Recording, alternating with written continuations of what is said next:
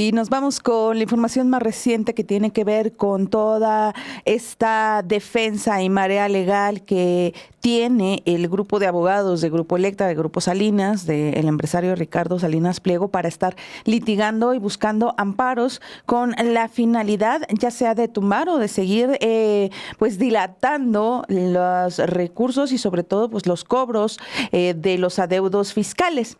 En esta ocasión, la Suprema Corte de Justicia de la Nación, que pues, es la última instancia que resuelve todo este tipo de litigios, admitió un recurso más interpuesto por Grupo Electra, propiedad de Ricardo Salinas Pliego, que busca tumbar un crédito fiscal de 1,609 millones de pesos, originario o que viene desde el año 2012, en este nuevo intento por dilatar el pago de impuestos del empresario mexicano.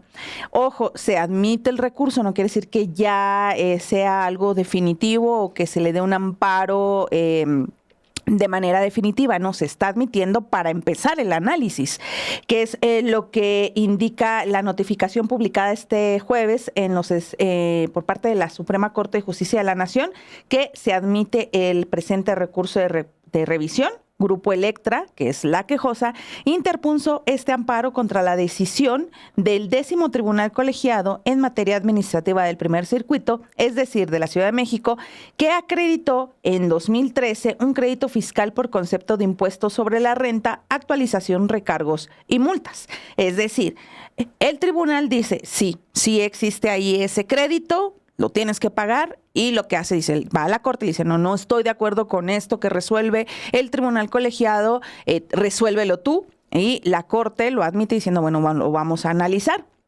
Salinas Pliego, conocido por llevar hasta la fatiga este tipo de recursos dentro del Poder Judicial para evitar el pago de impuestos, tiene una deuda, como ya lo recordaba hace unos momentos, Blanca, de 74,000 millones de pesos con el sistema de administración tributaria, de acuerdo con los datos que ha actualizado la Procuradora Fiscal de la Federación, Grisel Gacelano García. Con este recurso admitido, corre entonces un plazo de 6 meses para que la Corte lo resuelva, si es que no determina que en un periodo menor, es decir, antes, pues ya después del análisis lo vayan a desechar, ya que la Constitución indica que la Corte debe de resolver en un máximo de 6 meses contados a partir del conocimiento del asunto por parte de la autoridad competente. Es decir, que a más tardar para marzo del siguiente año tendría que resolverse este nuevo recurso tan solo por ese crédito fiscal de más de 1,000 millones de pesos. El caso de cumplirse con el plazo señalado y que no se haya dictado sentencia, el órgano jurisdiccional que conozca del asunto deberá dar aviso inmediato al Tribunal de Justicia de Disciplina Judicial y justificar las razones de dicha demora o, en su caso, dar vista al órgano interno de control, tratándose de tribunales administrativos. Esto lo dice la Constitución mexicana. ¿Qué es lo diferente? Que en esta ocasión, ya que entra la reforma al Poder Judicial, que uno de los aspectos de la reforma al Poder Judicial era establecer plazos para que este tipo de recursos o de solicitadas de amparos no se fueran alargando. Es un nuevo recurso, no implica toda la deuda que tiene Ricardo Salinas, es particularmente sobre esa que el Tribunal Colegiado determina que sí existió en el 2012 y al admitirlo, pues la Corte ahora, a raíz de esta reforma, ahora sí nos puede establecer un plazo y si no lo cumple, viene la vista a esos órganos que se crearon para vigilar estos procesos y plazos que se establecieron en la Constitución a raíz de esta reforma judicial, Blanca. Sí, efectivamente, lo acabas de explicar súper bien, Romina. Por un lado, las diferencias son que esta vez se establece un plazo, y quizá primero, yéndonos un poco antes, es un derecho de cualquier persona, como Ricardo Salinas Pliego, el solicitar un amparo. Él lo solicita nuevamente contra esta orden de que tiene que pagar los impuestos. Como están hasta ahorita las leyes, pues él puede presentar 1 y 1,000 amparos, tiene derecho. La Corte tiene que revisarlo primero si cumple con los criterios básicos de un trámite muy básico, efectivamente, pues tiene todo un buffet de abogados súper grande, pues claro que lo van a entregar bien hecho. Así que la Corte lo tiene que admitir. La diferencia, como lo señalaba Romina, es que en otros momentos, como lo vimos con Norma Piña, dilataba cada vez las sesiones, se lo pasaba a una sala, lo pasaba a la otra. Recordemos que en una ocasión la ministra Lenia Batres rompió el quórum, justamente para presionar, no para que no quería trabajar ese día, sino para que para presionar y resolver que se aprobara, que tuvieran que a ver de una vez uno de esos asuntos de tantos que tiene Ricardo Salinas Pliego, porque esta es la cifra de 74,000 millones de pesos es el acumulado, pero son de diferentes ejercicios fiscales, de diferentes momentos, de diferentes asuntos que se le ha ido además acumulando. Entonces, pues él también aprovecha eso, que los asuntos legales entonces se tienen que dividir, entonces mete un amparo para un caso, mete otro para otro expediente. La diferencia es que ahora sí, en 6 meses tiene que estar esa resolución. No podían no admitirlo. Les decíamos, pues también comienza la prueba de fuego y además por otro lado, ¿no decía también Ricardo Salinas Pliego que esta nueva corte no funcionaba, que no le importaba, que él no la iba a respetar? Pues bueno, al final la está teniendo que utilizar y tiene que utilizar esos canales oficiales porque, le guste o no, esta es la Suprema Corte de Justicia de la Nación y ante ella tendrá que ahora presentar sus pruebas de que debe o no debe. Y pues efectivamente se va a encontrar con personas que ya no son sus aliados, que ya no son sus aliadas, como Norma Piña. Ya precisamente por eso se ha estado preparando, no solamente con lo legal, haciéndose de más abogados, de artimañas leguleñas, sino que también pues trayendo a su movimiento político a personas que venían de Mexicanos Unidos contra la Corrupción. Mexicanos contra la corrupción. Mexicanos contra la corrupción. Exacto. Y entonces lo está haciendo, él está litigando en lo jurídico, en lo político, en lo cultural, en los medios de comunicación, efectivamente. Sí, fíjate, con Mexicanos contra la Corrupción pasó algo que a veces desde los reporteros en los estados, en el sexenio de Peña Nieto, cuando tenían a otros, porque a veces hay reporteros que no todos, es como con Reforma u otros medios, a veces las bases no implica que estén de acuerdo o que sean los directores. A veces lo que pasaba al principio con Mexicanos contra la Corrupción, cuando estaba Enrique Peña Nieto, que tenía mucha cooptación con los medios, que no pasaban, por ejemplo, reportajes en contra de las concesiones del agua, de lo que está pasando con el agua, muchos reportajes de investigación. Mexicanos contra la Corrupción, antes de que se destapara de Claudio González y lo destapara como su arma de política, sí le daba financiamiento a periodistas independientes que hacían este tipo de investigaciones. Independientes. No, sí había independientes, me consta que había independientes y que no, por ejemplo, con César Duarte, Pati Mayorga, que pues súper trabajaba con Miroslava, sí les daba algunos, no a todos, pero sí había algunas investigaciones. Me estoy refiriendo a la época en la que estaba Enrique Peña Nieto y que era muy difícil que pudieras publicar en medios convencionales. Y desafortunadamente cuando se destapa toda, que venía realmente quién estaba detrás de esos intereses, muchas de esas investigaciones periodísticas que sí valían la pena y que valen la pena de antes, pues se vinieron al traste, ¿no? Y empezó a utilizar esa plataforma que formó o que se formó dando dinero a periodistas que sí buscaban esos espacios donde pudieran publicar y les pagaran además. No en el ámbito de que les pagaran porque les buscaran dinero, es que pues es trabajo.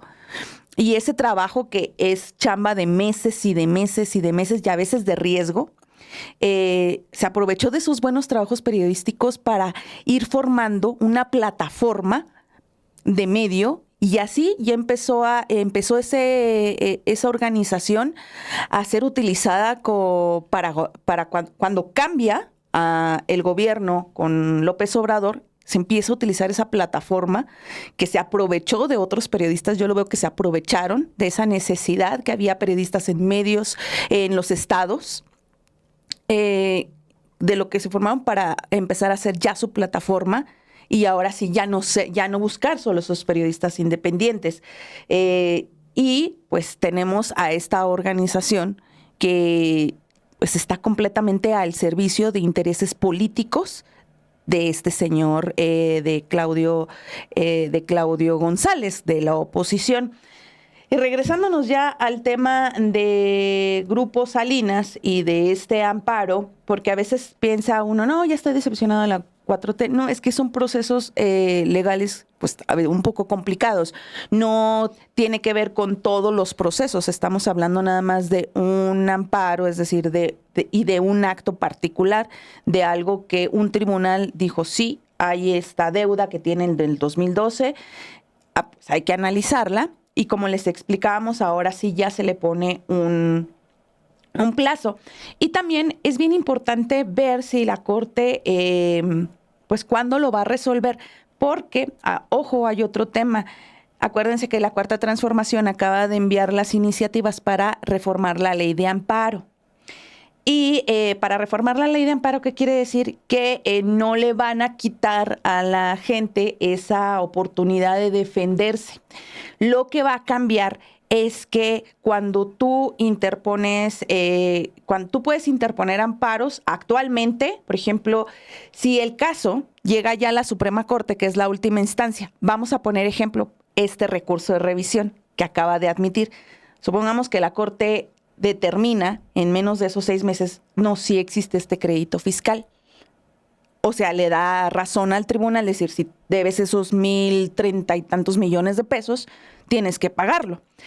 Entonces, cuando la Corte lo dice, pues ya no hay otra instancia que acudir.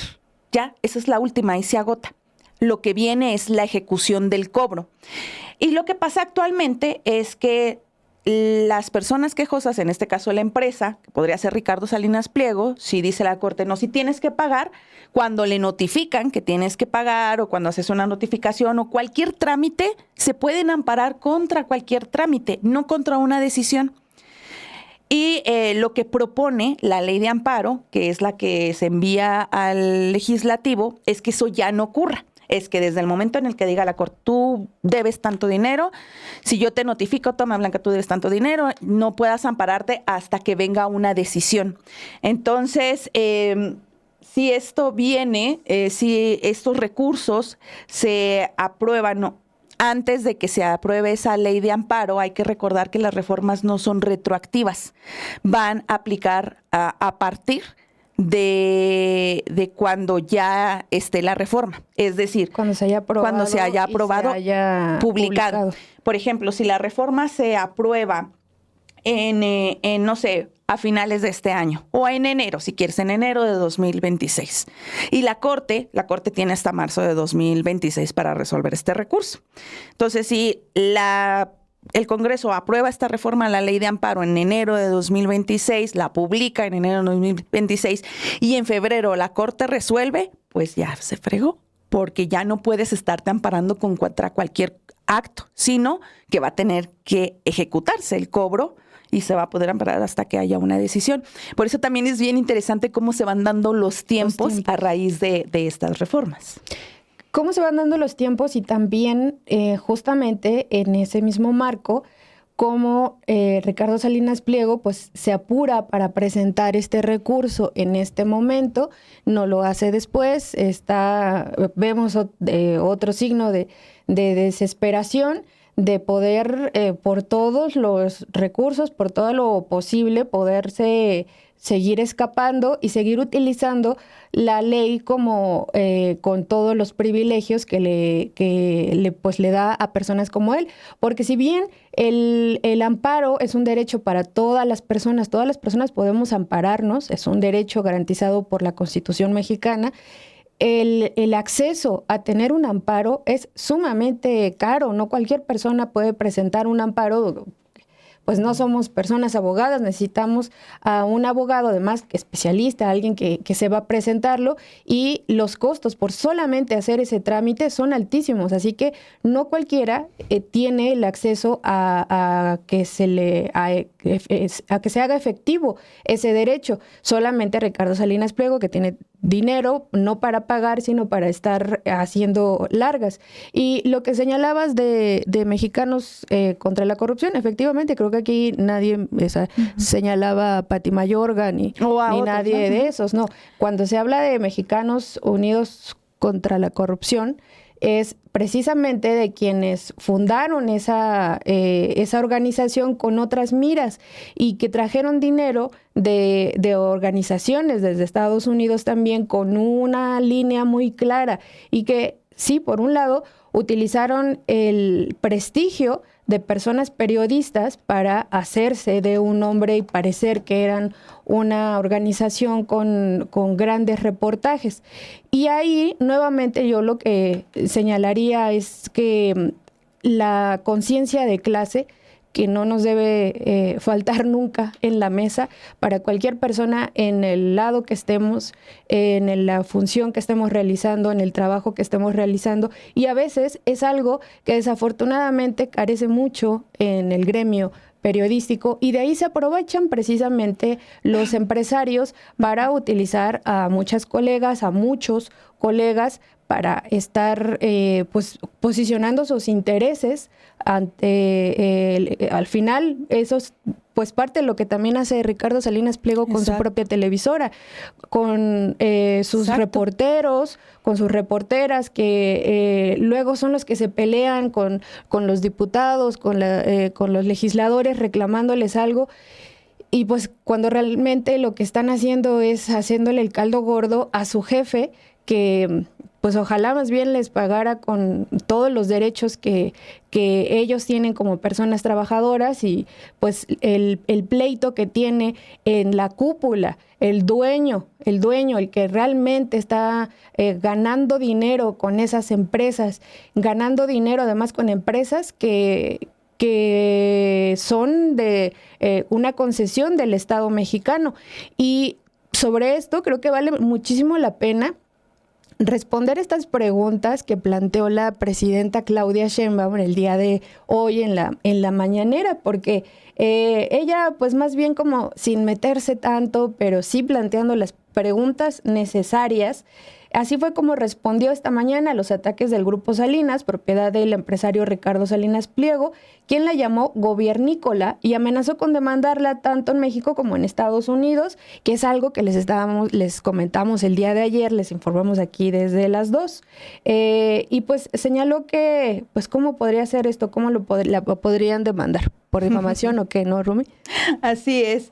Sí, pues es también parte de esto, todo este juego de desinformación que se ha generado y que con el que practica perfectamente bien, pues el líder de esta televisora, bueno, el dueño de esta televisora. Y antes de irnos un poquito más a lo que dijo la presidenta, nada más para cerrar un poquito el tema de lo del amparo, porque sí, a veces, si no está uno muy familiarizado con esos procesos penales, y no es de que nosotras lo estemos, ni seamos abogadas, ni expertas, pero alguien nos preguntaba aquí en el chat, a ver, ¿paga o no paga? Es que no está resolviendo la Corte en este momento si va a pagar o no va a pagar. Lo que pasa es que un tribunal, bueno, una sentencia, un fallo, pasa por varios procesos si se va apelando. Si una autoridad te ordena algo, tú puedes apelar con un amparo a eso. Voy a ver si me puedo explicar. Y hay varias instancias. Y ese señor, cuando nosotros decimos que es experto en poner amparos, es que cada acto, cada fallo que le va diciendo a la autoridad es que sí, tienes que pagar. Ah, no, yo me voy a amparar contra eso que tú me estás diciendo que tengo que pagar. Hagan de cuenta que un tribunal le dice a la empresa, tienes que pagar esos más de 1,000 millones de pesos que debes de impuestos fiscales desde el año 2012. Entonces el empresario dice, no, yo me voy a amparar contra eso que dice el tribunal y lo voy a llevar a la Suprema Corte de Justicia, que ya es la última instancia, a lo último donde puedes ir a tocar puerta y decirle, no estoy de acuerdo con lo que dice el tribunal, tú resuélveme. Y obviamente se lo dice para que la Corte resuelva que no lo tiene que pagar. Entonces lo que hace la Corte es decir, bueno, voy a admitir, revisar, a ver si lo vas a pagar o no.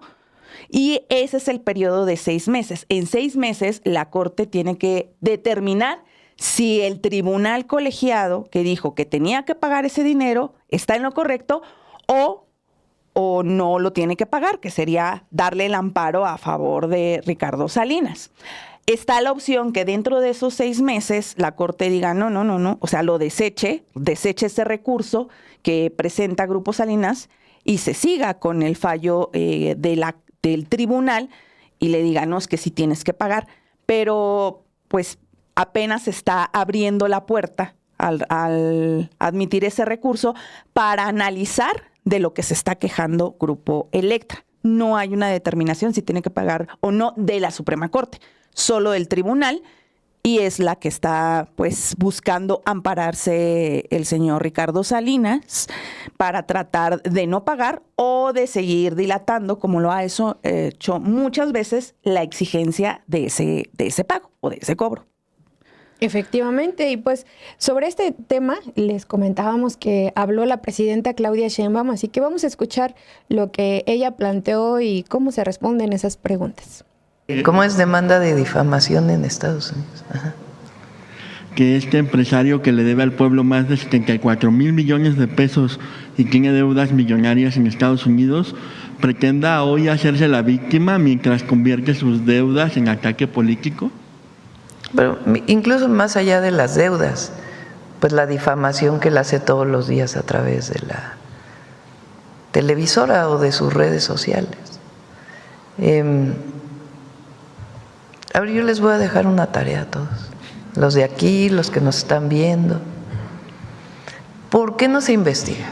A ver, ¿cómo compró la televisora? No, es una tarea para todos, quien quiera.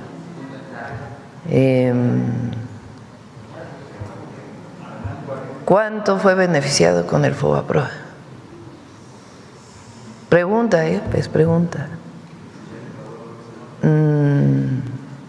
¿Quién lo demandó para que regresara el dinero por la compra de la televisora? ¿Cómo tiene ADN 40? El chiquihuitazo. ¿Qué otra pregunta? ¿Cómo adquirió una parte de las acciones de Mexicana? Pregunta. Solo son preguntas para que pues también se conozca.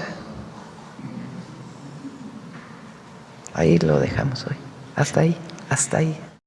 De verdad que estuvo muy interesante lo que comentó precisamente la presidenta, en donde lo explica con una serie de preguntas, pero pues obviamente preguntas que tienen esas respuestas que muchos conocen.